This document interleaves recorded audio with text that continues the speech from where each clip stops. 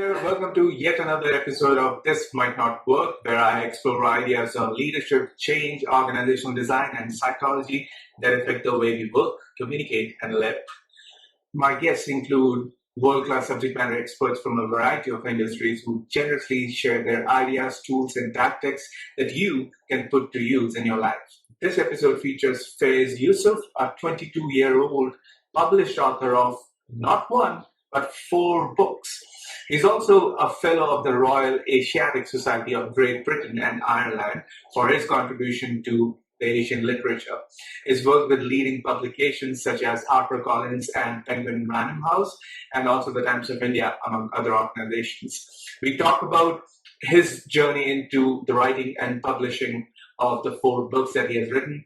During our conversation, we talked about his journey into writing and publishing the 4 books, insider insights into the publishing industry, including aspects such as getting your book published, contracts, royalty, and marketing your own book, among many other things.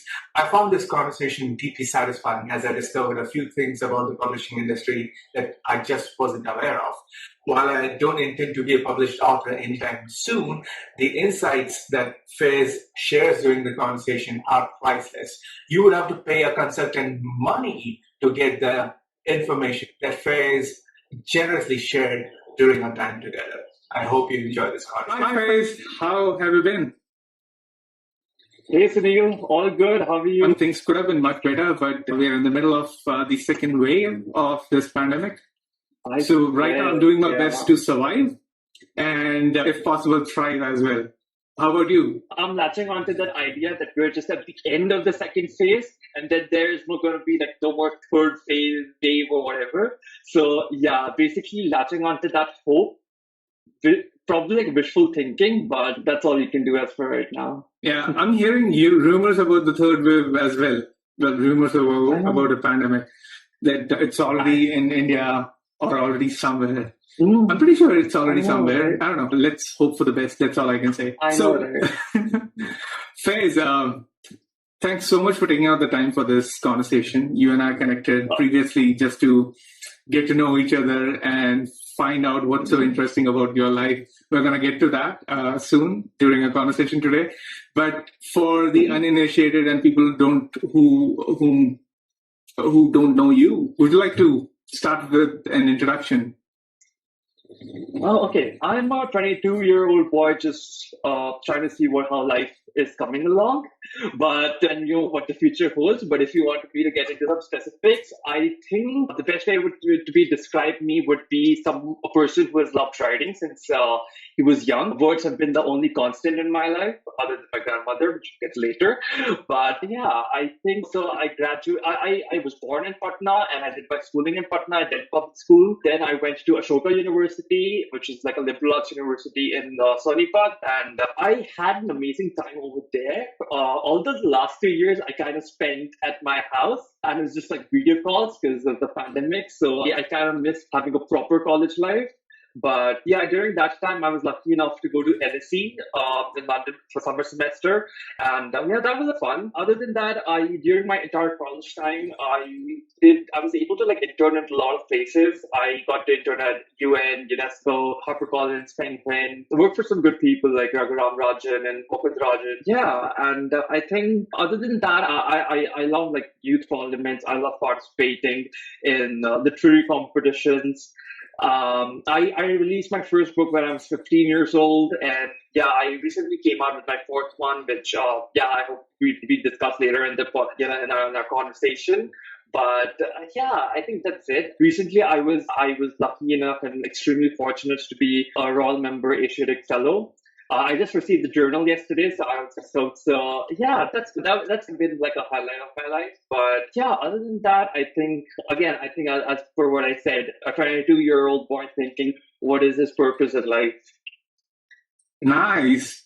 Well, that's a lot as far as a 22-year-old boy is concerned. I appreciate your modesty, but Faiz, tell me something about this Royal Society's membership is concerned. Can you tell us a little more about it?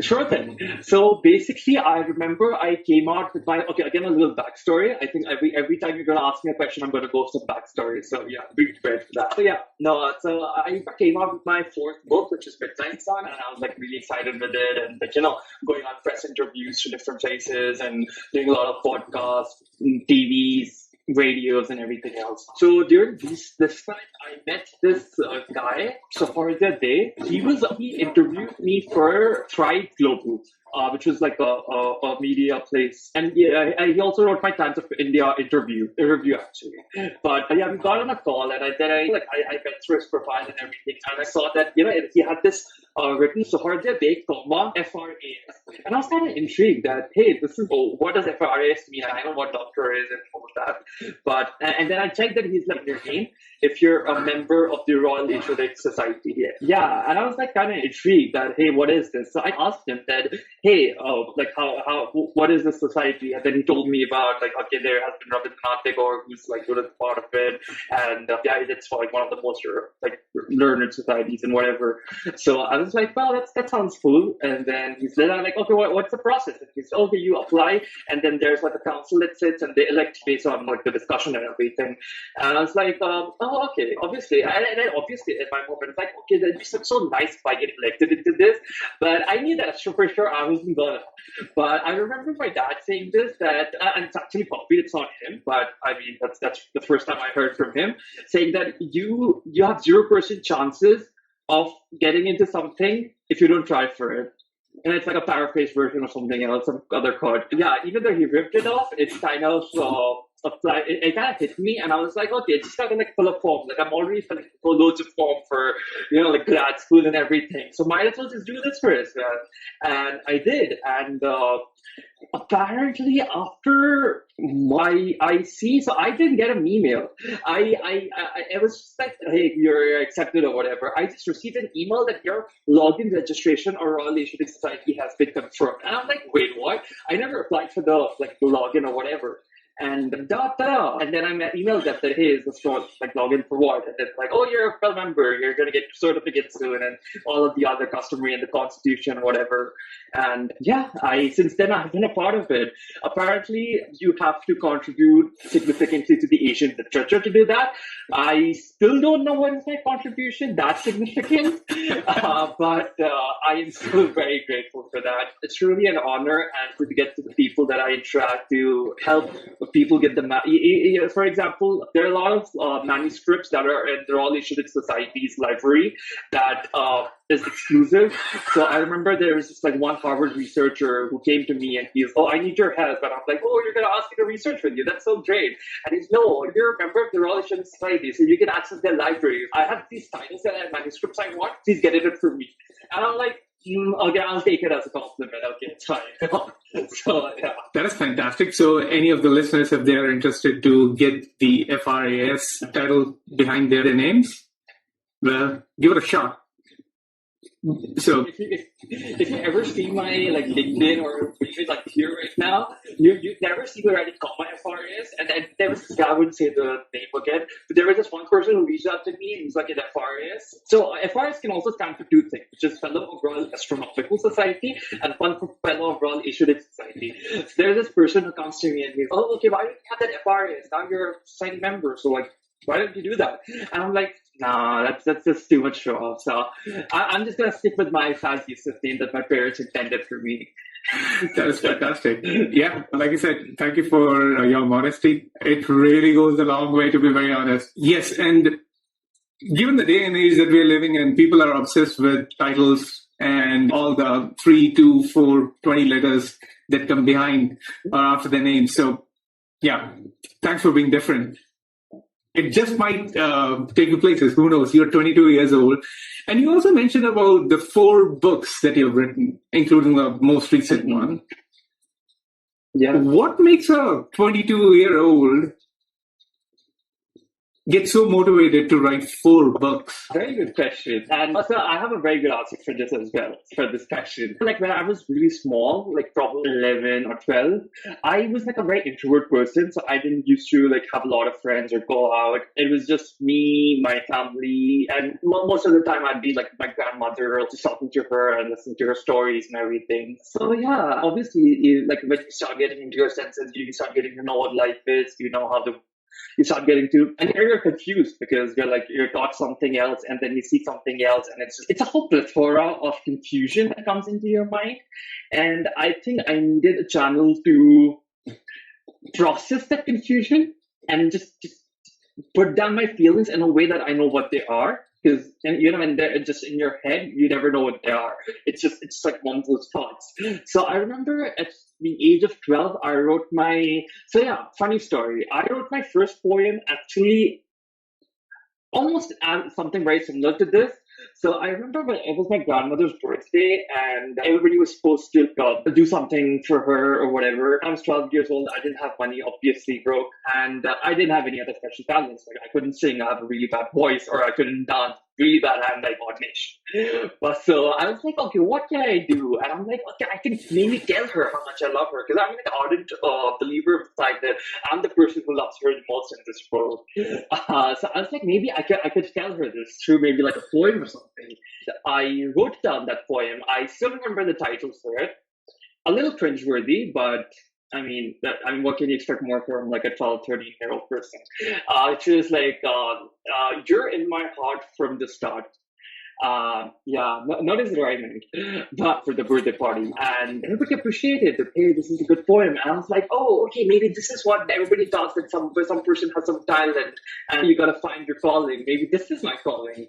And since then, I wrote poems not to publish a book, but just to process my feelings. Like, I mean, again, like something that I wrote for my grandmother was, again, to just channel my emotions and put it on a piece of paper so that I'm able to understand better what goes in my head. Because your head can get a very tricky place. And later it got published, which is, again, another story, which if you want, I could go on with. But so yeah, I think that's a very good question. How I started like writing and by it. And I do have a very interesting and little long answer for it. Yeah, I think that when I was 11 or 12, I didn't have a lot of friends. I was by choice. I think I was an introvert guy, and I used to spend a lot of time with my family and just share my grandmother's stories.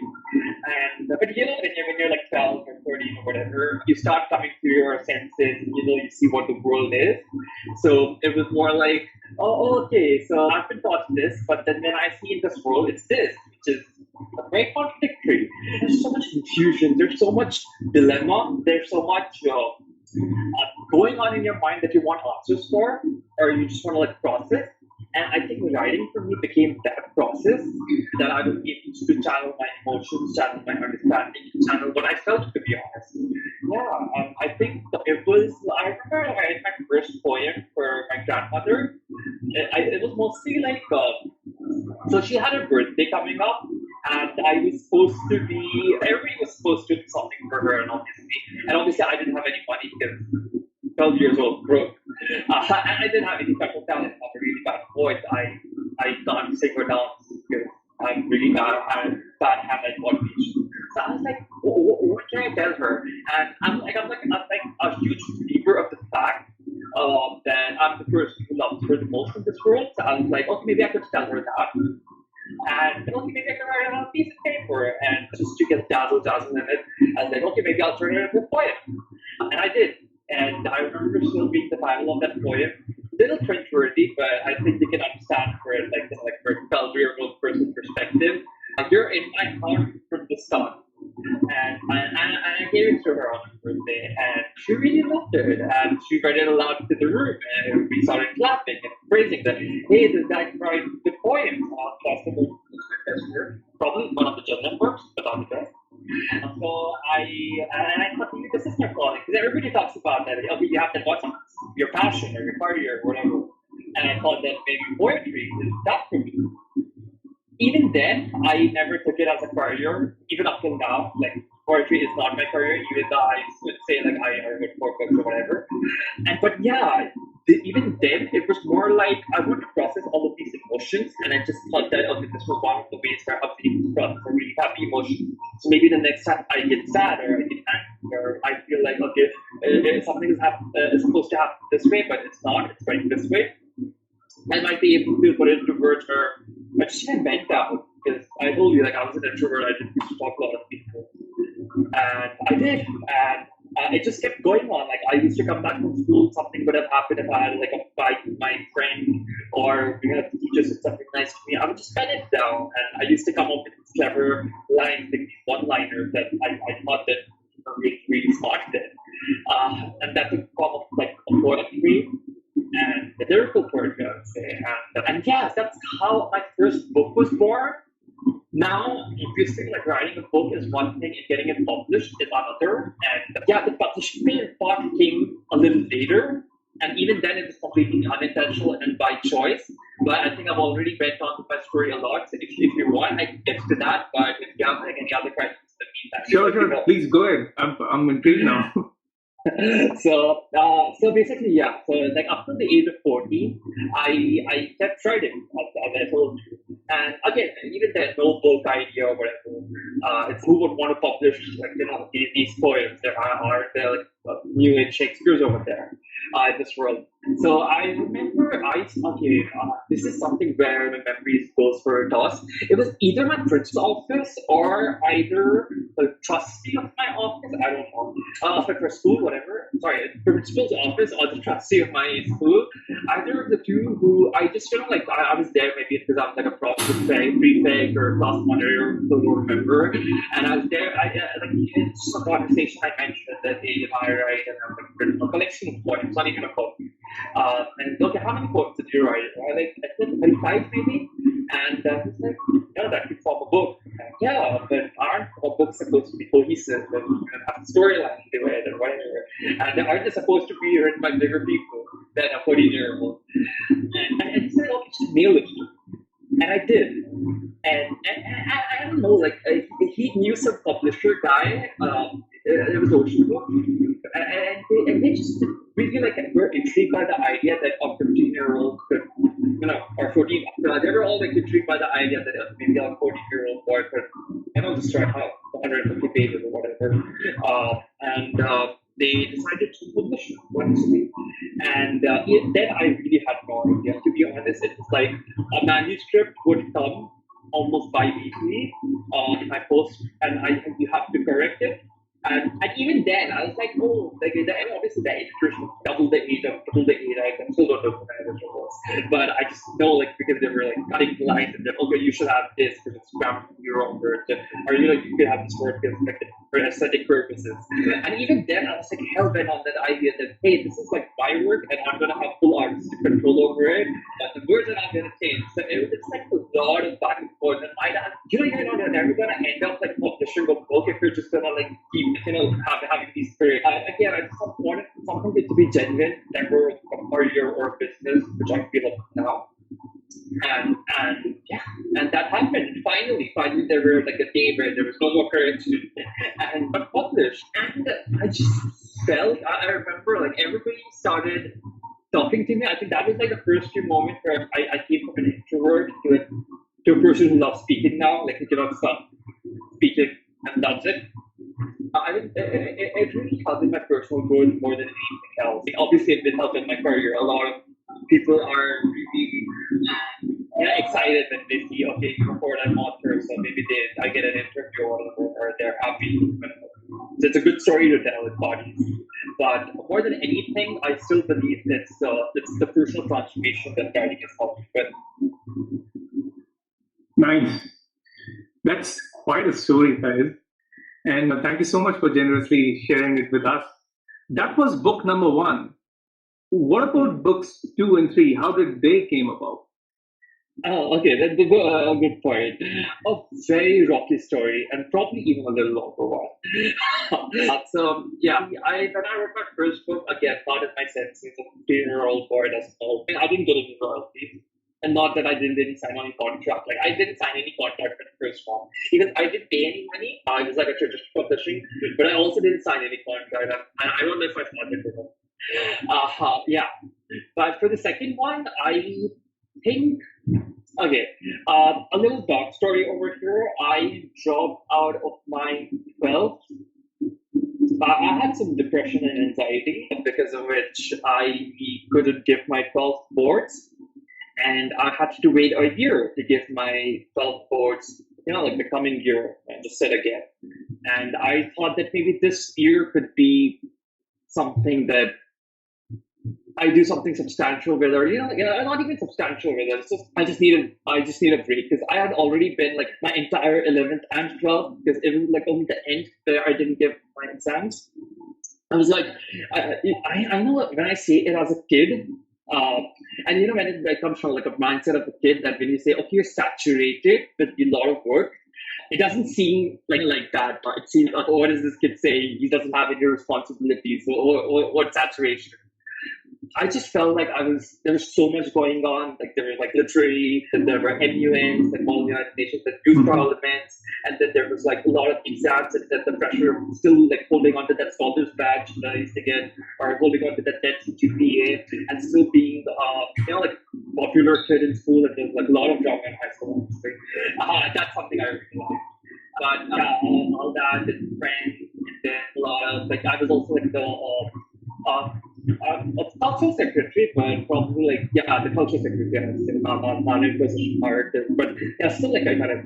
But there's so much going on, and there's like so many things also going on, like my personal life. I was like, okay, I need a break from again. Something a person in 12th grade would not do, but I think nothing in my life has quite the bench. So I now that's not a surprise. But yes, it was. And my parents were generous enough then that, hey, if this is what this kid wants, let's give him that and see what happens. And that's why if you see the first cover of the first cover image of my book, it's very bright. It's like very orangish and everything. It's like sunlight coming and everything. And if you see the second book, it's like complete polar opposite. That's how I intended it. Because I really wanted to be honest and genuine with what I was going on, which I still have been. Like my points have been the most genuine self of myself. Like I tend to ask people to not read my books in front of me because it makes me feel not the right word, but naked. It makes me feel like people can see through me, like they can see everything. Because I do not hold back to people, like not even a single word. So then I'm writing my second book. I need to have. I still need to be genuine because that's all my poetry are about. It's never about like forming a business or thanking people because books didn't sell also. So and then I did, and so again, like my second book was not the commercial success. I think you would say it got like a Google knowledge panel and whatever, Goodreads and whatnot. But it was like a lot of people didn't buy it, and I did get a lot of reviews for it. But I know what I had written, and I knew the personal transformation that I had made. It was like during the same time that I was a fan of my friend Ananya's writing, her blog. She had a lot of like dystopian writings over there. It was so cleverly written, and I was like, okay, this is the kind of stuff that I'm going to get it. If I can write that, then I'm proud of myself. Then someone else can be proud. And I tried to do that. I think, and since then, I think that was the first time you could see like what my current poetries are. There is an essence of that in that second book. That's the first time that was like this form of writing that I do now. Mm-hmm. So it's light of day. Again, a lot of it helped me cope up because it's very sad. There's not a single happy poem in there, and no regrets because it really helped me like go through. But if you ask me about publishing and like getting into the commercial success and everything, that there would be time for another story in this conversation itself. But yeah. Yes, we definitely would like to explore what publishing a book is like. Would you like to talk about the fourth book, the most recent one that you've written? How did that journey came about? 100%. Okay, go. So that would also require me to give you a very short backstory of my book. And a little backstory of what I was doing then. Okay, again, something that's not being very confessional right now, and something that is not very conventional. I took a semester break in my second semester. And again, that is like for Indian parents, it's okay, he's dropped out of college. And my university was really nice to just give me like a semester off, and I compensated for it. For example, like I said, I did a lot of summer semesters, both at the Shortcut, both at London School of Economics. So I was just able to like get the credits transferred and everything. And I graduated in time. I graduated 2 weeks ago. So. But yeah, so then I had dropped out, and again, mostly for emotional issues. Yeah, and again, I think a lot of things like got overpowering and everything. And even though that could have been the worst phase of my life, that could have like ended everything. I think I was burning a lot of bridges. I was not performing very well academically or concentrating on my career as I should, as I did previously. And yeah, good space. So I thought maybe like the end, like this is maybe how it ends. I was lucky enough to get an internship at HarperCollins, which changed my life. I'm on a roll up. If you're listening to this, I'm still very grateful to you. He took me on board, and he made me be a part of the project. One of the largest things that I got to go on a book tour from like publicists, meeting Bert Hazard, meeting a lot of big people, attending a lot of like not Bollywood, but yeah, big personality parties, and yeah, stay in touch. Highlight of all. But yeah, it's in this, I think, my concentration on getting back to my career started again. I was like, okay, I have been writing books a lot with the artistic preferences and everything. Maybe this is the time to write something for commercial. And I knew that the first 2 books were published by the same publisher. And I knew that there were like really sweet people, but there wasn't big on marketing. It wasn't big on getting people out there. So I really wanted a publisher this time that was that could help, that could be like, that could get the word out there. And I've been able to see like how it goes, because now I've been like marketing a lot of books at HarperCollins, and then at the same time I'm going to opening a grant account. So I was like, maybe I have some insight, so I know how to market a book. So okay, I can leave that marketing up to me maybe, but like all these ceremonies first would help me throughout. And I get published because I'm not going to invest a lot of money. I never invested any money in my books. And that's how my third book came about, which is the novel. As you froze up, I can't hear you. Too much man. Recorded? Yeah. It's still recording. Oh, okay. Like, so I remember what was my last Continue. Yeah, was prepared. Continue. So that's how my third book came about, and I knew that. So after, which, if you want me to be honest, is very true. Poetry doesn't say, because you've got like all these people, amazing people on Instagram and Pinterest posting these amazing couplets. I mean, first of all, Poindex for everybody else. But yeah, so I was like, okay, maybe I need to do something that would sell, and I wrote a novel. I remember one of your podcasts being consistent. I think the last podcast, like the consistency, or it was your blog that you wrote. I think either of the two. And again, when I read that, I was thinking in my mind that, hey, I think I'm going to use this bit in my interview, because that's how writing a novel is. When you're writing a collection of poetry, even though it is supposed to be cohesive and supposed to have a theme and whatever, you still have that artistic choice of being a little different with each couplet. I mean, the novel, you do not. You cannot bring in James and then just start talking about Avery in the next minute.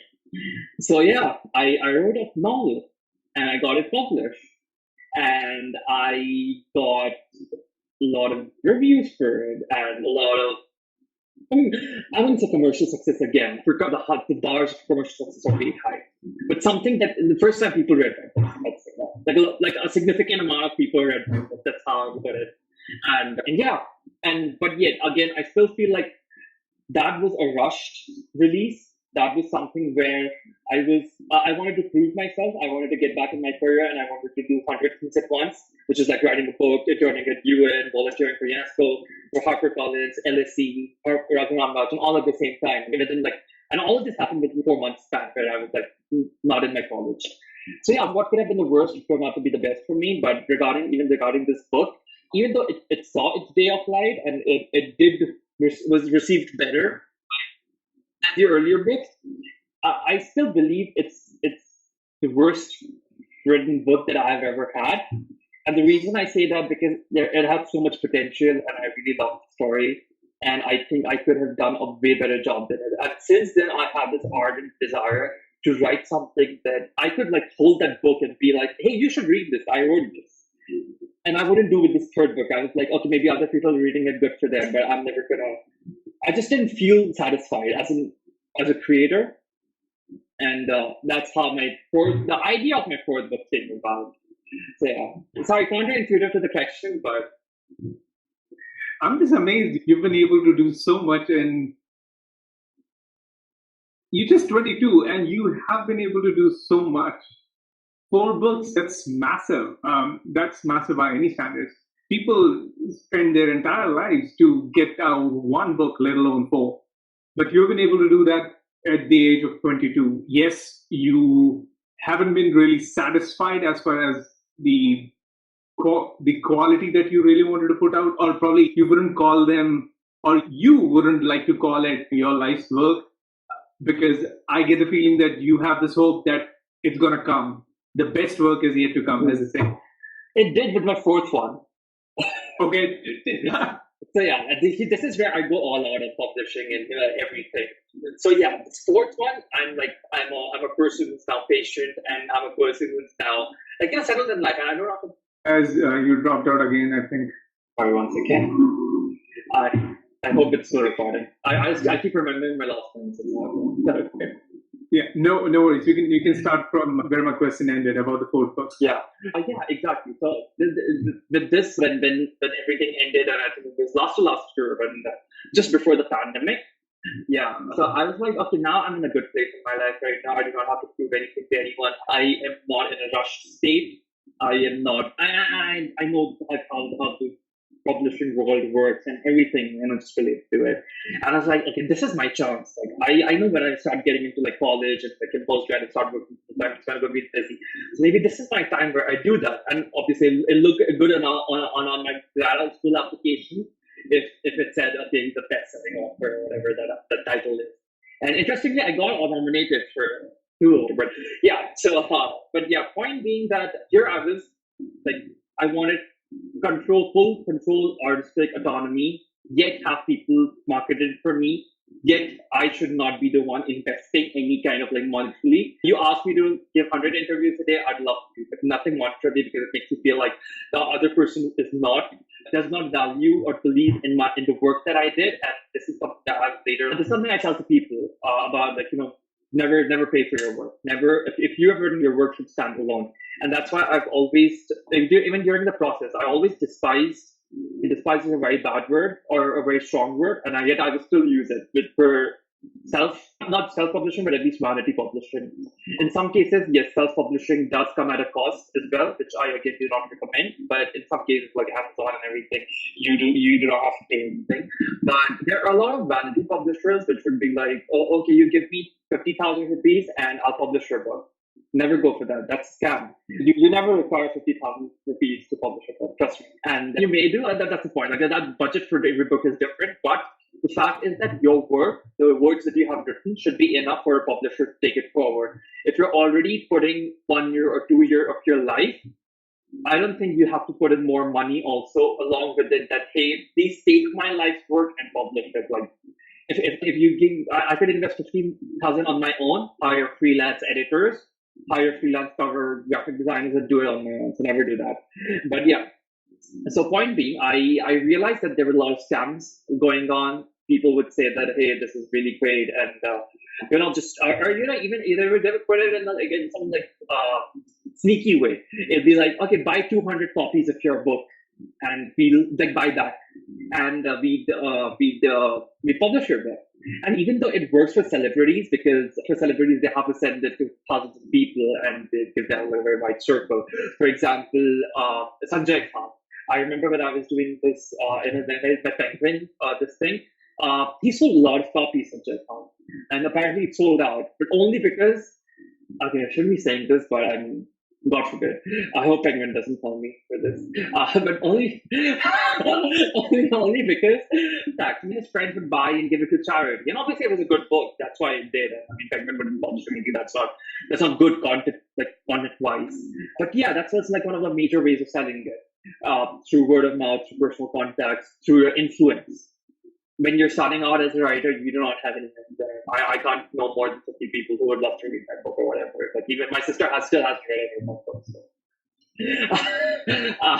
Yeah, and I'm glad my dad has. So the point being that, so yeah, don't, if people tell you buy your 200 copies of your book and you publish it, don't get into that scam.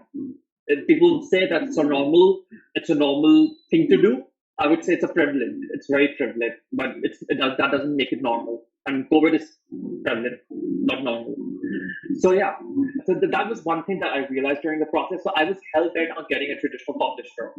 Now the thing with traditional publishers are, while that worked, and I also I almost got into Amazon Bestselling as well. So that's like 3 of the biggest publishers, and yet I would still say this: publishing houses are illegal, and for all the right reasons, because it's a business at the end of the day.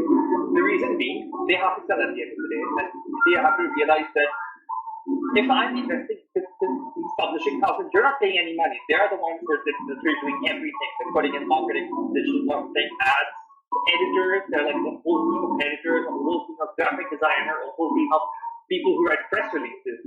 And so they want something that can sell, and that's why you see most people go for people that have good influence. That's when like the marketing budget is decided and everything. Seeing how could it sell, or if it's like a really good story, then you have that once in a year budget. And I'm talking about India, like the thing is outside is completely different.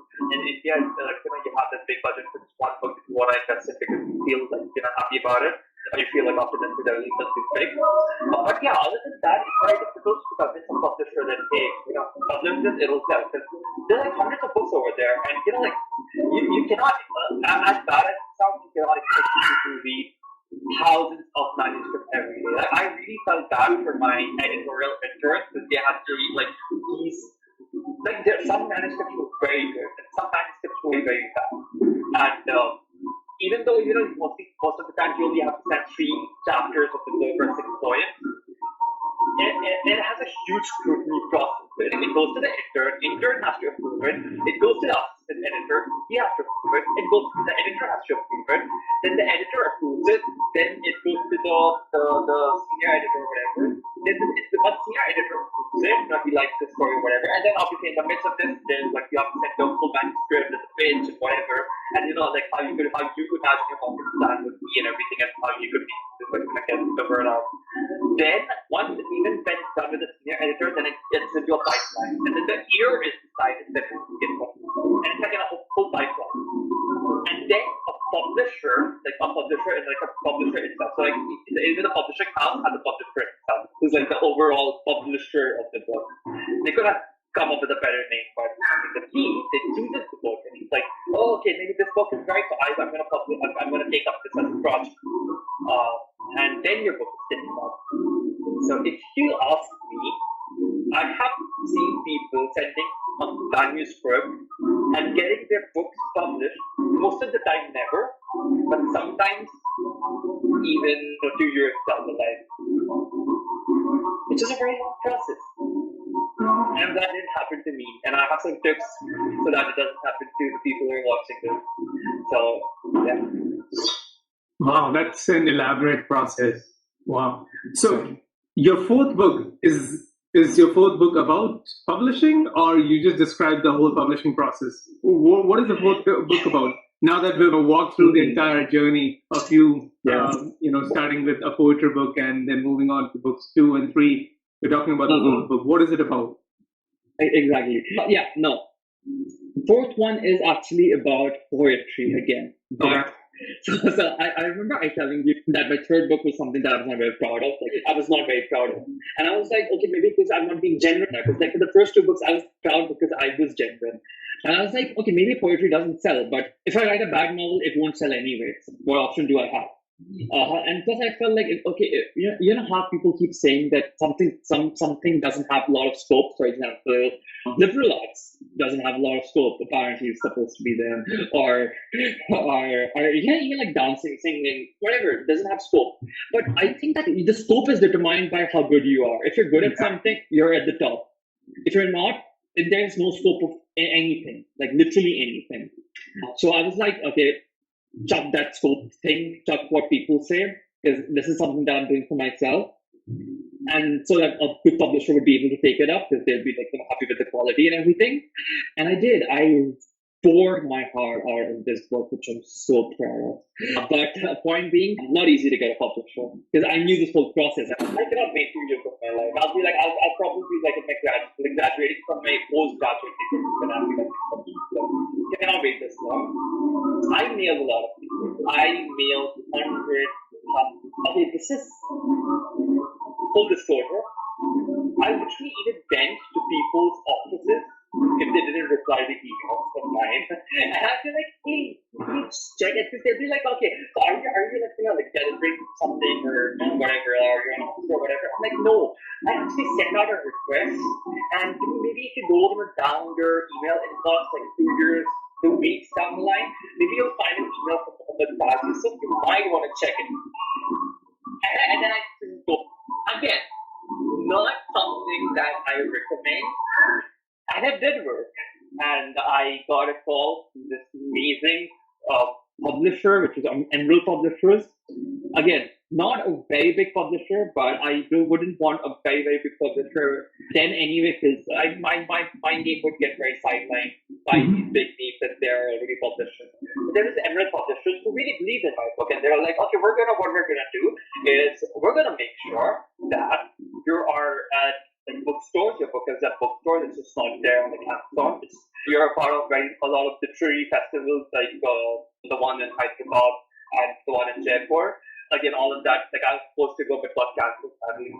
And then they're going to promote it on like full banner on their website and whatever they could do, whatever was there in their budget. Because again, it's still like a medium-sized publishing house.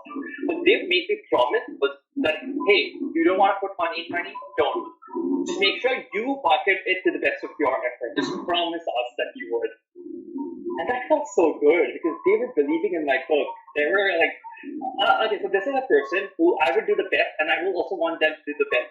Because like I want that's how it works, and that made me feel so good. And I was like, and even something feels the days. I was like, I made them edit it so much. They were edit it and send it to me, and I was like, no, I don't want like this and everything. But they were really fast with it, and they were really sweet. And one day I remember like, so on my book covers, it was mostly like I would tell them what I had in mind, and they would send like options, and I would have to choose it from the options. And it's like, there is no way I would be able to tell a theme that I really love unless I make it on my own, just like my poems. I cannot tell my feelings to anyone if I do not write it in the form of a poem. So I'm like, let me try it. I learned about Photoshop. I started with Canva, but Canva is not a very good way to make a book cover. So I started Adobe Photoshop. I never got it, like how to pronounce it over. And I made a book cover, which I'm so proud of. And that's I have like more proud of the book cover than I am the words in there. So I'm like, people are like, okay, don't judge a book by its cover. I'm like, please do, because it's mine only. I hope you get glimpses of my poetry in that book cover. And it's very symbolic for many reasons. But point being, I even made the graphic book cover for it. And then they were like, and again, I told them that, hey, could you use this book cover, which is very unprecedented for them? Nobody does that. They were like, okay. Just send us all the elements that you use, but not the book cover, and just we'll try to replicate what you did. Because obviously, what I had made was not in like the perfect format or whatever, like A4 and just like this whole. I don't know why they called it, but the wrapper, like how if it's like hard copy, it has to go around like outside and whatever, like the whole backbone. So I did shrink, that. I think the process is called shrink wrapping and a spine, something like that. Exactly, the spine. That's why I think backbone. Yeah, so the spine. Yeah, it's a spine. So like all getting all the inches, whatever dimensions, right? So I sent them, And they made the exact replica of that, like the exact replica. And I was like, these people really believe in me. And they're like, they had this one altercation, which was like, they made the title like yellow in color, but I was like, okay, I want black. And they still did that. Like, they were like, okay, whatever you say, if you believe in this, we believe in you.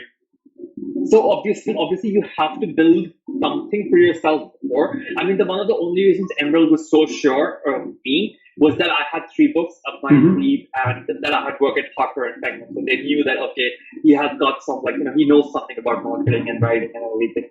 So you have to have that, show some credibility with what you do. But that doesn't mean you should not go for traditional publishing, because thanks to startups and people, like kind people out there who believe that writing should go on, you will find a lot of small and medium-sized publishers who wouldn't be that scrutinizing. And when I say scrutinizing, that doesn't mean that they're compromising on quality. It's just that they would publish it even if you're not a big name. Yeah. So yeah.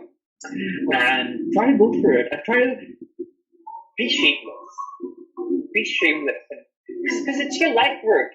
People are going to reject you. I got hundreds of rejections. I still get, like, you believe, like, my book is 2 years old and I still get, for the mail that I sent 2 years ago, I still get like, oh, okay, we have reviewed your book and it's still not, sorry, we cannot go forward with this. And I'm like, oh, okay, no problem. It's already out in the market for last 1.5 years or whatever. Yeah, so it's that long. That's excruciating with some publishers. But you got to find a publisher which is the perfect fit for you. And that I think that is something that that is universal advice that I would, or anyone would give for anything. For example, if you're going for a grad school, don't just look out for rankings or the branding. Everybody wants a Harvard or an Oxford, and even though you can get admission in an Oxford, sometimes it's easier into getting an admission into an Oxford than maybe you would say a UCL or and that's why when I was applying to my grad university, I made sure that I applied to the university that I believe in, not what people tell you that, okay, it's only a Harvard, Oxford, and Yale, and then there's a full stop. I mean, nobody heard of SM, even though like it was a good graduate university, and I was like, so, but yeah, another story for that. So right now, books. So yeah, but even with the companies, it's like a lot of different companies have the different ways of doing their work. If you want to have a very organized way of doing things, join a multinational. But if you want to learn, go for a startup. So it's basically what you want, and basically what's best for you, what's suitable for you. And so yeah, basically that was the whole like monologue of me getting to this point, which is that do what's suitable for you, and that's the same case with publishers. There will be certain publishers who will believe in your work because they genuinely feel like there has to be good quality work out there, and you will find it. They'll require a lot of patience. Just be patient, and don't take rejections as that your work is not good enough. Most of the time, they do not even see the quality of your work. They do not. It's sad, but it's still not. And I don't blame them either. I blame the system. Or I don't know. I mean, I don't know if there's a better system, whatever. But we're not here to talk about capitalism versus communism, are we? Yeah, so, yeah, just patience. And just believe that your work will see the light of day. People have made more money out of blogs than they have out of books. Like I told you, like I wrote 4 books. I'm pretty sure, like the blog, the friend that I mentioned, she makes much more money through her blog than I make off my books. And this comes to my second point. Don't think you're going to be super rich, even if 1,000 people buy your book. The reason saying that, from being full disclosure, in my contract, which I'm very happy with my last book, I got a royalty percentage of 12% for each book. Now my book costs $250. So even if 200 people bought it, which I think they did, that's why I got that royalty. Let me get out the calculator. It's like so even 40,000, 12% of 40,000, roughly 2,800 rupees. 40,000, and you got, and then just take the 12% of it. So basically, even if 200 people buy your book, and let's say my book like costs 250 rupees, let's say as you said, it's around 40,000 rupees, and that's good revenue, I would say. However, you only get 12% of it, which is 4,800 rupees. 4,800. Oh. So I can't survive on it, can I? And this is like marketing like anything. But yeah, in my defense, not in my defense, in my publisher's defense, I gave a lot of copies for free to people.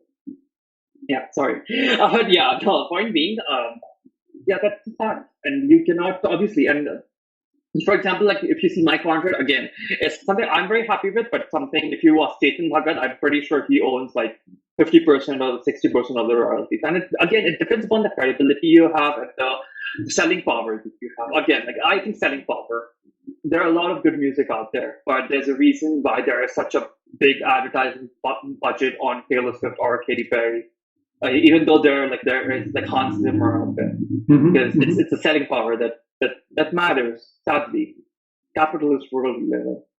But that's there. So, but obviously that doesn't mean it's worthless. Writing book is amazing. It's amazing feeling. You have your entire life's work in this one book, and it feels so amazing to hold it, and feels so amazing to be proud of it.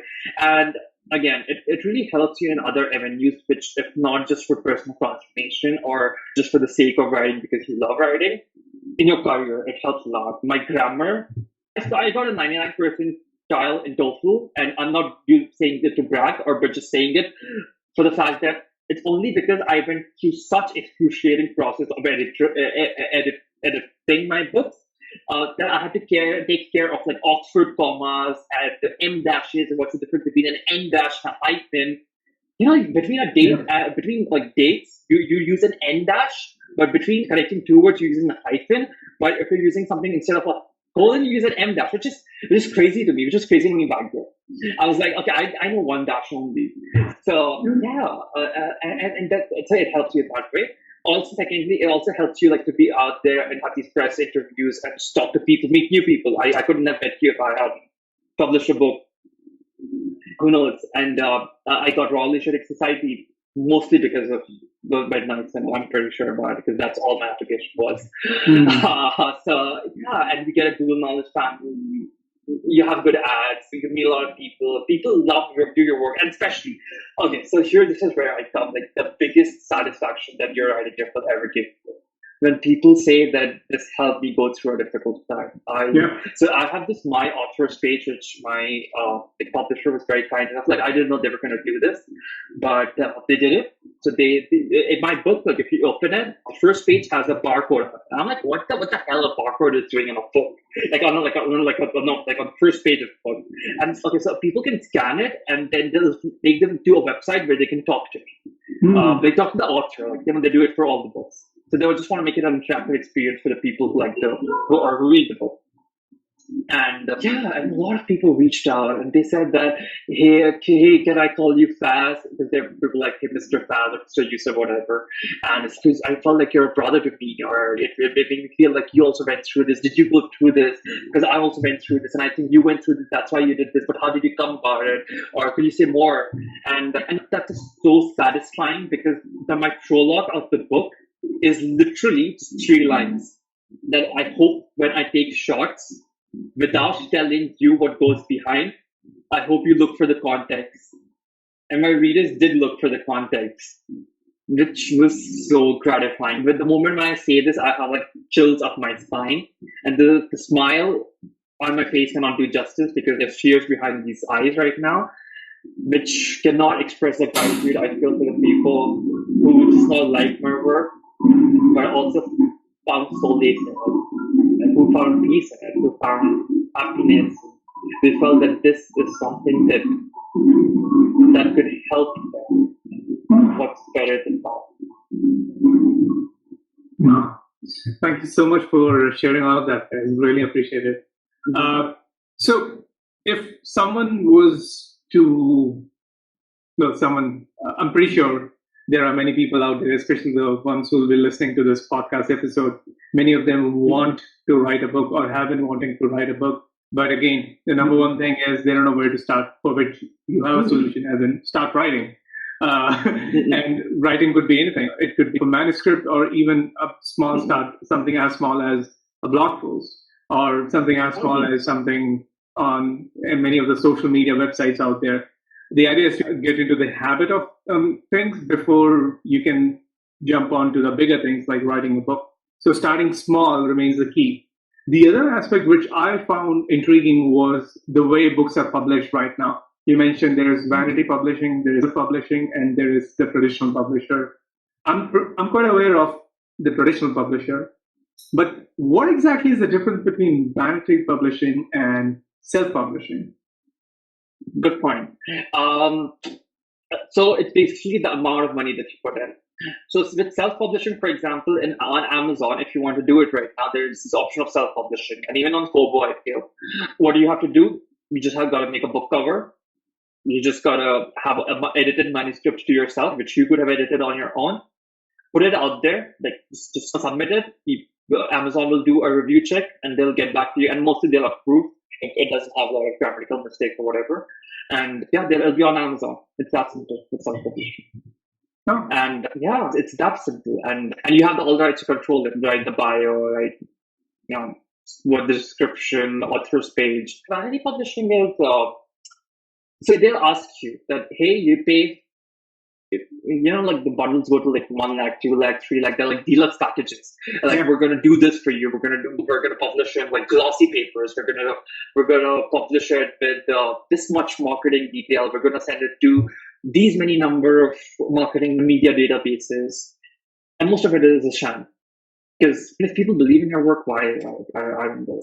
But point being, there might be one or two which are like do good or whatever, but most of them I can say like without a doubt, and there's any person free to challenge me, they are not of your best interest. It's mostly a business, and so where they will make you pay for it, and they will publish it at a cost that is not equal to what you pay. So, which is very less, which is only a portion to what you pay. So for example, if I give you 1 lakh rupees for publishing my book, they would probably just invest 10,000 rupees and they have a profit of 90,000 rupees off you. Yeah. That's a good thing. Wow. I do have one query about self-publishing. That is self-publishing and Kindle ebooks the same thing, or self-publishing also includes paperbacks or hardcover? Does self-publishing have those options? So yeah, self-publishing does have that option.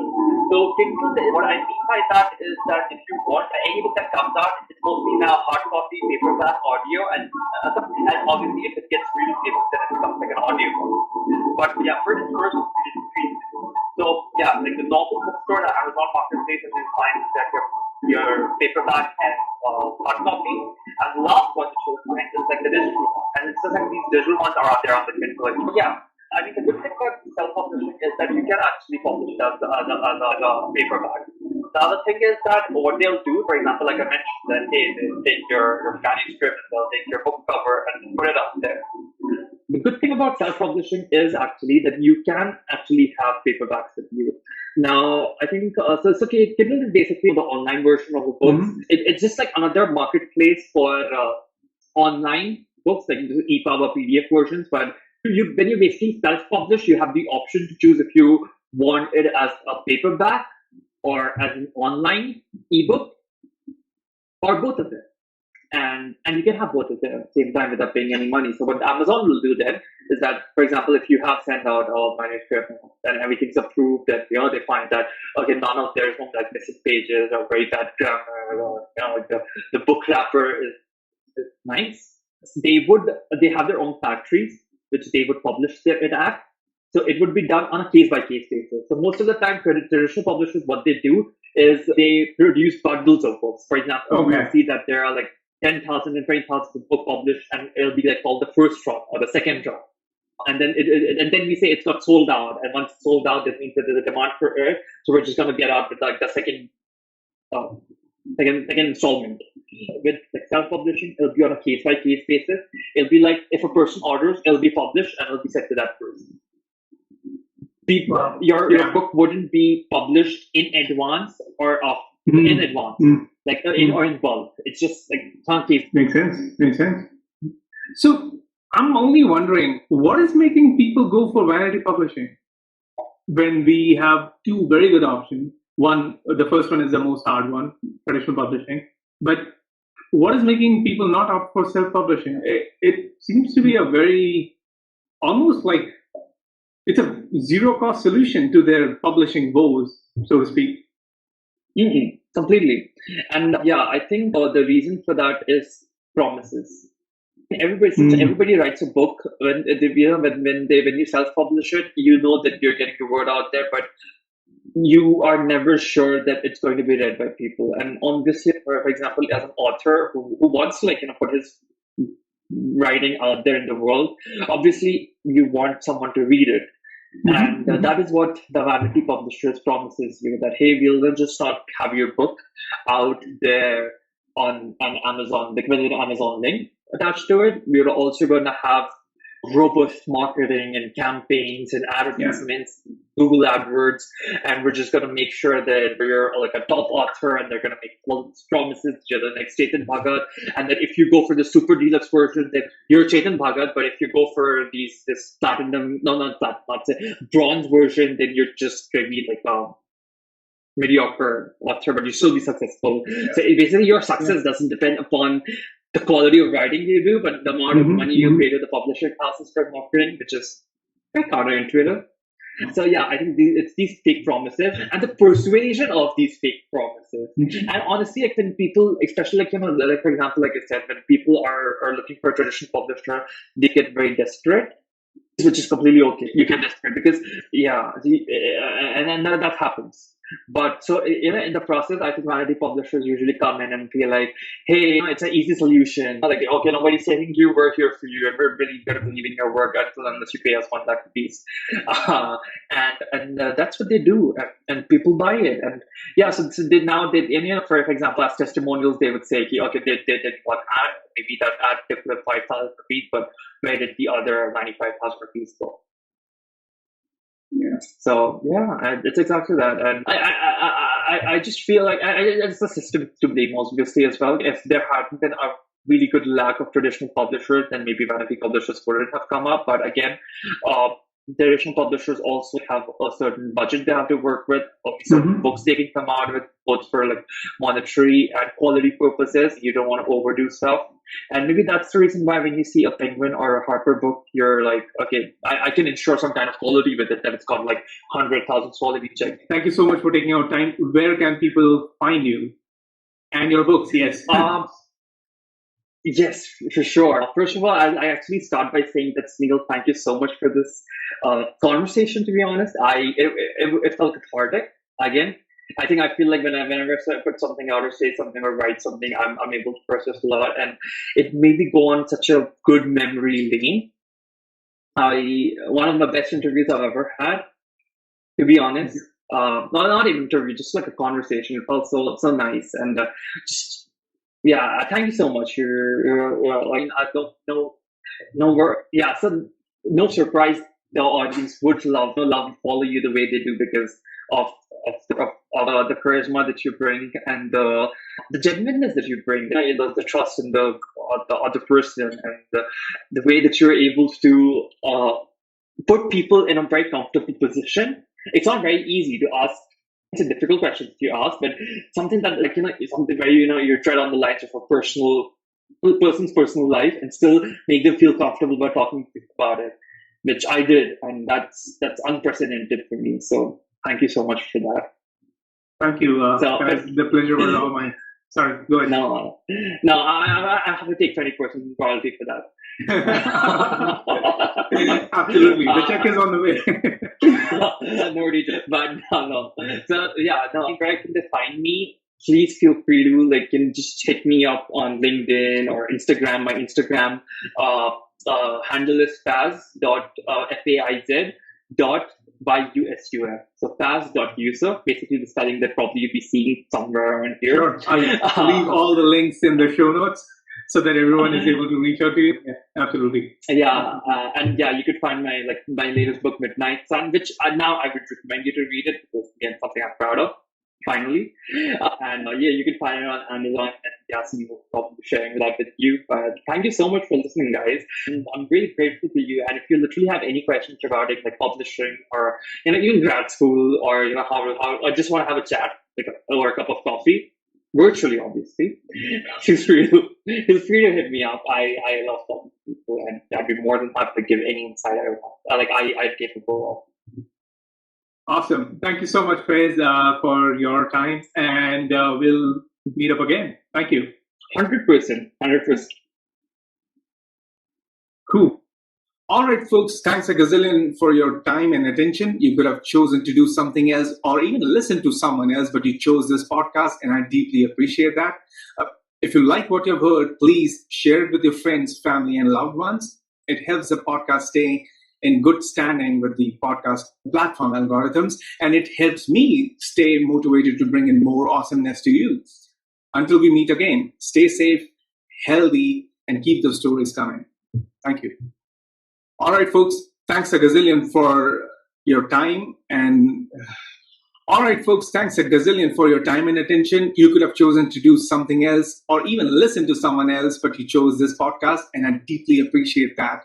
If you like what you heard, please share it with your friends, family, and loved ones. It helps the podcast stay in good standing with the platform algorithms, and it helps me stay motivated to bring in more awesomeness to you.